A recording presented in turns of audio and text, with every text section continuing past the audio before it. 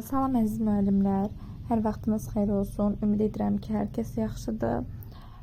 Uzun zamandır sizlər üçün vaxt edib dəstək xarakterli video izah çəkə bilmirəm və nəhayət biraz vaxt etmişəm və yazılan mesajlara baxmışam. Yazılan mesajlarda baxıram, ən çox istənilən mövzudur. Yapma mövzusudur, aplikasiyadır, ailələrlə işin təşkilidir, inklüziv təhsildir. Bu mövzular üzrə canlı dərslər və video izahlar istəyirsiniz, testlər istəyirsiniz. Vaxt olduqca çalışıram ki, sizin istəkləri nəzərə alım və inklüziv təhsil üzrə sizlərlə canlı dərsimiz olacaq. Sadəcə vaxtla əlaqəli canlı dərsi sizlər üçün təşkil edə bilmədim, amma mütləq vaxt edib sizlər üçün inklüziv təhsil mövzusunda canlı dərs təşkil edəcəm. Deməli, ilk öncə yapma mövzusunu sizlər üçün izah edəcəm və növbəti vaxtlarda da istəkləriniz üzrə video izahlar çəkib YouTube-a yerləşdirəcəm. Bugün sizlər üçün yapma mövzusunu izah edəcəm. Əsas yerləri hansılardır, ən çox nəyə diqqət yetirməlisiniz, o hissələri sizlər üçün baxın xüsusi olaraq rəngləmişəm, işarələmişəm və izah edəcəm. Hər qrup üzrə necə öyrənməlisiniz. Deməli, keçid edək mövzumuzun izahına. Təsviri fəaliyyətin 4 növü var bildiyimiz kimi və onlardan biri də yapmadır. Yapma da birinci kiçik qrupdan etibarən başlayır. Əsasən birinci kiçik qrupda yapma necə olmalıdır? Yapma işi tərbiyəçi müəllimin nəzarəti altında ediləcək və yəni birdən-birə biz uşaqları tək başına buraxa bilmərik. Mütləq şəkildə tərbiyəçi müəllim özü nəzarət etməlidir, özü işi icra etməlidir. Daha sonra uşaqlarla birlikdə gil və yaxud plastilini masa və ya lövhə üzərində tərbiyəçi yayaraq və yaxud ovucular içində yumurlayaraq əsasən daha sonra bunlardan tanış əşyalar hazırlanır. Kalpas ola bilər, top ola bilər, alma, göbələk, halqa, yəni və s. Biz bunu genişləndirə də bilərik. Daha sonra birinci kiçik qrupda qeyd etdiyimiz kimi uşaqlar kiçik olduğuna görə mütləq tərbiyəçinin nəzarəti altında həyata keçirilir, tərbiyəçinin iştirakı ilə həyata keçirilir və bu zaman ən vacib məqamlardan biri də odur ki, əyanilik və izah. Yəni tərbiyəçi həm əyani olaraq göstərməlidir, həm də izah etməlidir. Buna görə də tərbiyəçi müəllim hər addımını mütləq şəkildə səsləndirməlidir, yəni izah etməlidir. Yəni tərbiyəçi uşaqlara izah etməlidir ki, gil parçasını mən ovucuma qoyuram. Daha sonra digər əlimi ovucumun üstünə qoyuram və yuxarı aşağıya dığırlayıram. Daha sonra bildirir uşaqlara, baxın, kalpasa forması alınırmı? Yəni ki, bu tip izahlar məşğələ zamanı mütləq olmalıdır. Tərbiyəçi müəllim əyanilikdən və izahdan istifadə etməsə, gələcək zamanda yəni uşaqlarda bir vərdiş formalaşmayacaq. Bunun üçün tərbiyəçi həm əyani olaraq göstərdir, həm səsləndirir ki, gələcəkdə uşaqda müəyyən bir vərdiş formalaşsın. Artıq uşaq plastilindən sərbəst istifadə edə bilsin, sərbəst nələrsə hazırlaya bilsin. Daha sonra əsasən birinci kiçik qrupda yapma məşğələsi 10 və yaxud 12 dəqiqədən çox olmamalıdır. 10-12 dəqiqə keçirilməlidir. Deməli, tərbiyəçi müəllim masa arxasında oturur və qarşısında gil və yaxud gil olur, lövhə olur. Uşaqları da yarımdairə şəklində düzülmüş stullarda əyləşdirir. Tərbiyəçi də 2 və 3 ədəddən çox olmayaraq əşya yapır. Nəyə görə 2-3 əşya hazırlayır? Bunun da səbəbi odur ki, baxın burada da qeyd etmişəm. Uşaqlar bu prosesi izləməkdən bezməsinlər, yorulmasınlar. Daha sonra tərbiyəçi məşğələni maraqlı etmək üçün, uşaqları yormamaq üçün, yorğunluğun aradan qaldırmaq üçün şeirlərdən istifadə edə bilər, mahnı oxuya bilər. Bu da uşaqlar üçün daha əyləncəli olacaq. Daha sonra ən vacib məqamlardan biri də məşğələyə oyunun əlavə edilməsidir. Nəyə görə testə düşə bilər? Nəyə görə uşaqlar yapma məşğələsinə maraq göstərdir. Çünki səbəb odur ki, məşğələyə oyun əlavə edilir. Yəni uşaqlar hazırladığı əşyalardan oyun kimi istifadə edə bilər. O yapdıqları əşyalarla oynaya bilərlər.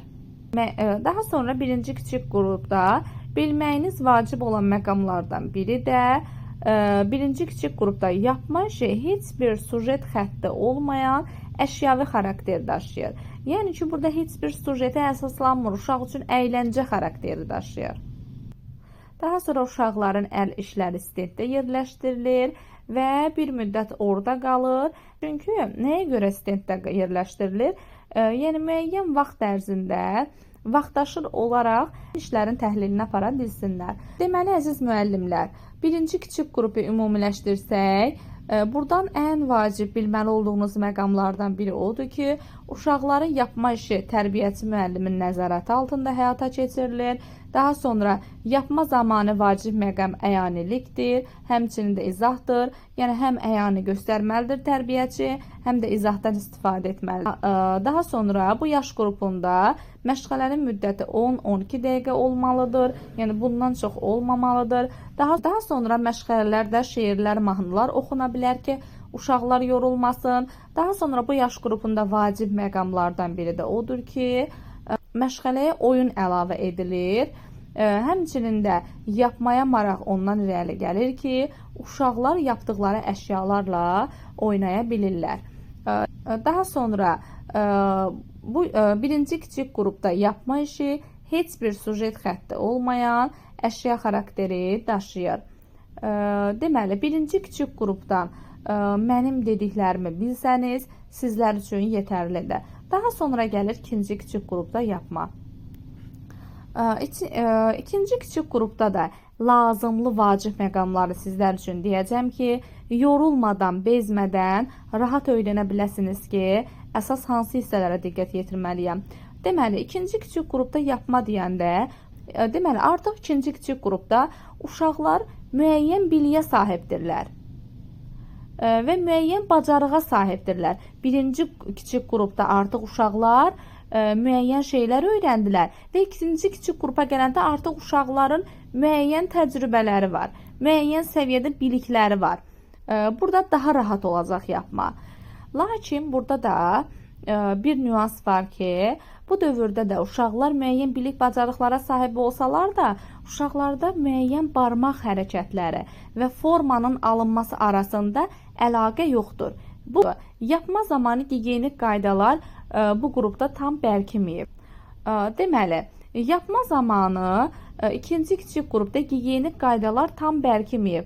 Buna görə də yapma zamanı əldə edilən bilik bacarıqlar hələ də möhkəmləndirilməlidir. Daha sonra yapma fəaliyyətinin uğurlu olması müəllimin hansı metod seçməsindən asılıdır. Yəni ki, yapma fəaliyyətinin uğurlu olması üçün tərbiyəçinin hansı metoddan istifadə edir, bu biliyi uşaqlara necə çatdırır, bundan çox asılıdır. Tərbiyəçi müəllim elə metod seçə bilər ki, bu uğursuz ola bilər. Uşaq heç bir bilik əldə edə bilməz, heç bir təcrübə əldə edə bilməz. Ümumiyyətlə, uşağın marağı yapmaya olmaz. Amma elə metod seçə bilər ki, uşağın hafizəsində uzun müddət qala bilər, dərin izlər buraxa bilər, xoş təəssüratlar buraxa bilər. Daha sonra ikinci kiçik qrupda öyrənmə uşaqların müstəqilliyinin inkişafına hədəflənməlidir. Yəni ki, bu qrupda uşağa elə öyrətməliyik, elə biliklər verməliyik ki, yapma mövzusuna aid, yapmaya aid. Uşaq müstəqil olaraq inkişaf etsin. Uşağın müstəqil inkişafına şərait yaratsın. Hədəfimiz olmalıdır ki, uşaq müstəqil olaraq inkişaf etsin. Daha sonra baxın əziz müəllimlər, bu hissəni qırmızı rəngdən xüsusi rəngləmişəm ki, bu hissəyə xüsusi olaraq diqqət yetirin. Daha sonra uşağın əl işinin təhlilini aparırıqsa, bu çox məsuliyyətli bir işdir. Bunu düzgün etməliyik, obyektiv etməliyik.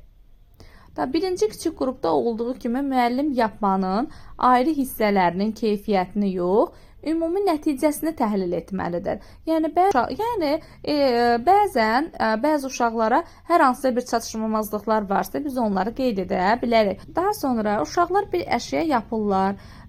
Onun hissələrini bərk basaraq yapışdırmalıdırlar, birləşdirməlidirlər. Əgər kimdəsə hər hansısa bir uşaqda bu alınmırsa və əşya dağılırsa, bu zaman müəllim uşaqlara sualla müraciət edə bilər. Və bu zaman uşaqlarla birlikdə əşyanın dağılma səbəbini öyrənirlər. Əşya niyə dağılır? Və bu zaman məlum olur ki, hissələri bərk birləşdirmək lazımdır. Biz hissələri bərk birləşdirmədiyimiz üçün hissələr dağılır. Daha sonra uşaq ilk öncə öz səhvini düzəltməyə çalışır və alınmadığı zamanı müəllim də kömək edir. Deməli, müəllimlər, ikinci kiçik qrupda da əsas bilməli olduğumuz hissələr hansılar oldu?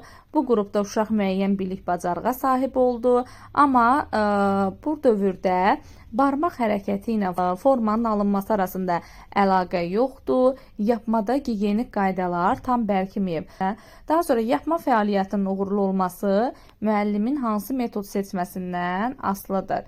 Daha sonra ikinci kiçik qrupda öyrənmə uşaqların müstəqilliyinin inkişafına yönəlməlidir, hədəflənməlidir. Daha sonra baxın, bu hissəyə diqqət yetirməlisiniz. Qırmızı işarələdiyim hissəyə. Bu da olur ikinci kiçik qrupda yapma fəaliyyəti. Mənim dediyim hissələri bilsəniz, sizlər üçün yetərlidir. Daha sonra gəlir orta qrup. Orta qrupda proqramın uğurlu keçməsi və öyrənilən materialın möhkəmləndirilməsi üçün müəllim uşaqların yapma zamanı diqqətini və ətraf aləm haqqında təsəvvürlərini artıran müxtəlif priomlardan istifadə edir. Qrupda və ya gəzinti zamanı müəllim ətraf aləmdə olan əşyaları və baş verən hadisələri müşahidə etməyi uşaqları dəvət edir. Yəni ki, orta qrupda biz istəyiriksə yapma məşğələsi uğurlu olsun. Bunun üçün biz uşağın biliyini möhkəmləndirməliyik. Daha sonra ətraf aləm haqqında məlumat verməliyik. Gəzinti zamanı əsasən ətraf aləm haqqında, ətraf aləmdə baş verən proseslər haqqında uşağa müşahidə etməsinə şərait yaratmalıyıq. Daha sonra orta qrupda yapmanın ilkin mərhələsində yapma üsulunun aydın olması üçün müəllim əşyanı vizual olaraq təhlil edir və digər tanış əşyalarla müqayisə edir. Məsələn, uşaqlar gəlincik yapanda onun qollarının çubuğa, bədəninin isə kökə bənzədiyini qeyd edir. Demək ki, qollarının çubuq, bədənini isə kök kimi yapmalıyıq. Demək ki, artıq buradan uşaqlar başa düşür ki, biz gəlinciyin qollarını çubuq formasında, bədənini isə kök formasında yapmalıyıq. Daha sonra orta qrupda azad mövzuda yapma işi başladı. Yəni, orta qrupdan etibarən azad mövzuda yapma başlayır. Və məktəbə hazırlıq qrupunda keçəndə orada da görəcəksiniz ki, azad mövzuda yapma var və müəllimlərimiz bu hissələri çox qarışdırır. Orta qrupda azad mövzuda yapma işində müəllim uşaqlara mövzu seçimində kömək edir. Amma məktəbə hazırlıq qrupunda azad mövzuda yapmada artıq uşaq mövzunu müstəqil, sərbəst olaraq özü seçə bilir. Baxın, bunların bir-birindən fərqi bundan ibarətdir. Orta qrupda müəllimin köməyi ilə uşaq mövzunu seçdi. Məktəbə hazırlıq qrupunda isə uşaq artıq özü müstəqil olaraq mövzunu seçdi. Bu hissələrə diqqət yetirin ki, qarışdırmayın. Deməli, orta qrupda yapmadan nələri bilməlisiniz? Artıq bu dövrdə proqramın uğurlu keçməsi, öyrənilən materialı möhkəmləndirmək lazım oldu. Bunun üçün uşağın diqqətini, daha sonra ətraf aləm haqqında təsəvvürlərini artıran priomlardan istifadə etmək lazımdır. Biz bunu gəzintidə edə bilərik. Daha sonra yapmanın ilk mərhələsində yapma üsulunun aydın olması üçün müəllim əşyanı vizual təhlil edir.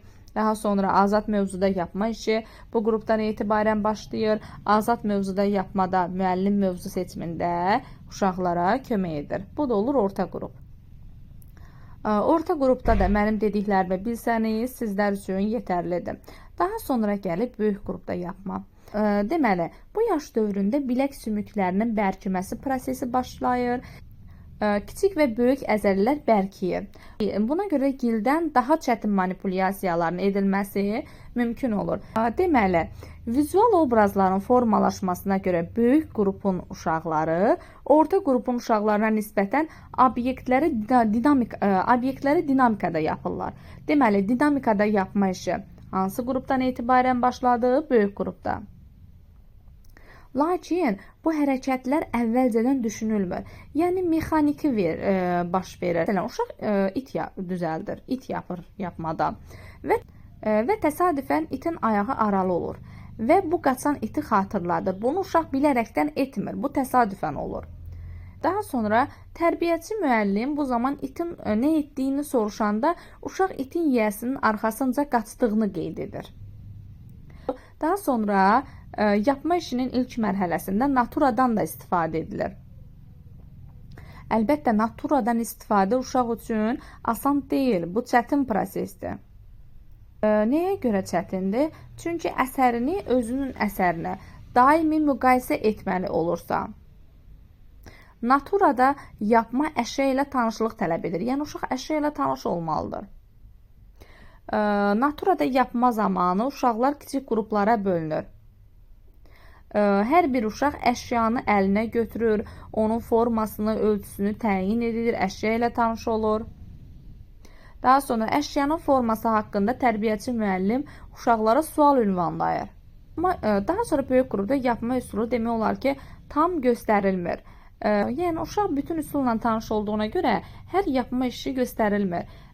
Uşağa tanış olmayan üsul olarsa bu zaman göstərilir. Sonra sujet üzrə yapma yaranır böyük qrupdan etibarən və bu xüsusi öyrənmə periodu tələb edir. Daha sonra məşğələnin sonunda yapmanın nəticəsi müzakirə olunur. Tərbiyəçi müəllim uşaqlara öz əsərlərini təqdim etməyi və onu təsvir etməyi təklif edir. Deməli, böyük qrupda da bilməyiniz vacib olan məqamlar nə oldu? Bilək əzələləri möhkəmləndi. Böyük-kiçik əzələlər möhkəmləndi, gillə daha çətin manipulyasiyalar edilməsi mümkün oldu. Daha sonra böyük qrupun uşaqları orta qrupun uşaqlarına nisbətən obyekti dinamikada hazırladılar. Daha sonra naturadan istifadə yarandı bu qrupda. Böyük qrupda uşaq bütün üsulları bildiyi üçün hər priyom göstərilmir. Demək olar ki, yapma üsulu tam göstərilmir, lakin tanış olmadığı üsul olarsa göstərilir. Sujet üzrə yapma oldu artıq bu qrupda. Daha sonra məşğələnin sonunda yapdıqları işlər üzrə müzakirələr olundu. Bu da böyük qrup üzrə bilməyiniz vacib olan məqamlardır. Mənim dediyim hissələr bilsəniz sizlər üçün yetərlidir. Daha sonra gəlir son olaraq məktəbə hazırlıq qrupunda yapma. Əsasən məktəbə hazırlıq qrupunda uşaqların əl işləri daha maraqlı və ədəbi olur. Çünki onların vizual obrazları daha çoxdur. Azad mövzuda olan yapma işi üçün uşaqlar özləri mövzu seçməyi öyrənirlər. Deməli, qeyd etmişdim ki, orta qrupdan etibarən azad mövzuda yapma baş verir. Yapma yaranır. Amma orta qrupla məktəbə hazırlıqda azad mövzuda yapmanın fərqi nədir? Orta qrupda tərbiyəçinin köməyi olaraq uşaq mövzu seçir. Amma məktəbə hazırlıq qrupunda artıq azad mövzuda uşaq sərbəst olaraq özləri mövzu seçimini öyrənirlər. Daha sonra insan yapmaq məktəbə hazırlıq qrupundan etibarən başlayır. Deməli, artıq bu qrupdan etibarən uşaqlar insan yapırlar, hazırlayırlar. Bunun üçün gəzinti zamanı uşaqlar bir-birini izləyirlər. Tərbiyəçi müəllim uşaqların diqqətini geyimlərə yönəldir. Qızlar necə geyinir, oğlanlar necə geyinir, analar necə geyinir, atalar necə geyinir və tərbiyəçi uşağın diqqətini ətraf aləmə yönəldir. Daha sonra bəs hərəkəti necə vermək olar insanı hazırlayarkən? Uşaqların diqqətini insanların hərəkəti zamanı bədən üzvlərinə yönəltmək lazımdır.